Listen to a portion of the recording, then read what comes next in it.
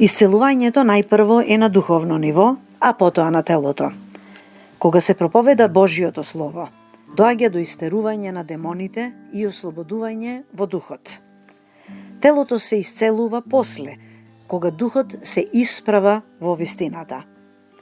Оттаму дарот на исцеление е слоевит и не е даден да се издигне човекот во категорија исцелител, туку со примена на силата која се ослободува од изречен Божји збор, како заповед или ветување на Господ Исус Христос, тоа е лековито.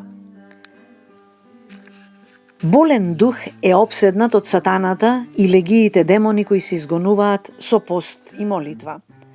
Оној кој учи дека не треба да се пости, не го проповеда Евангелието на Господ Исус Христос, туку лукаво се провнува со лагата да одвлечка некого во јама.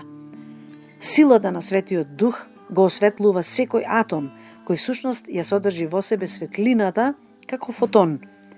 Сите Божји информации за одржување на човечкиот род се складирани во ДНК, која е микронски мала и ги содржи информациите за нов живот.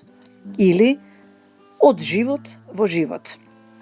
Се соблекува тело распадливо, се облекува тело духовно.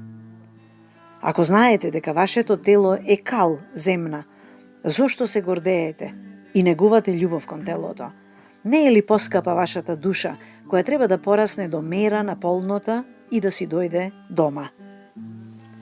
Нашата дома е небесна, безгранична, во љубовта која ќе не прибере како капка во морето.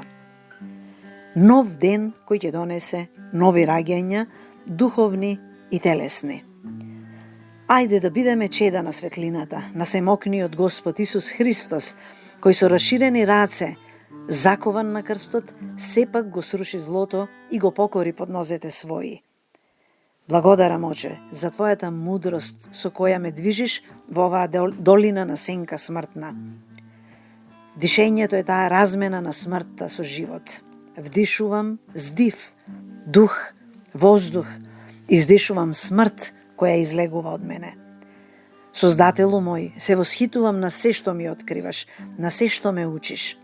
Трајна и бесмртна е само љубовта, таа која ќе ги покрие нашите гревови, враќајќи се кај Тебе. Те сакам, мил Господи Исусе Христе. Слава Тебе!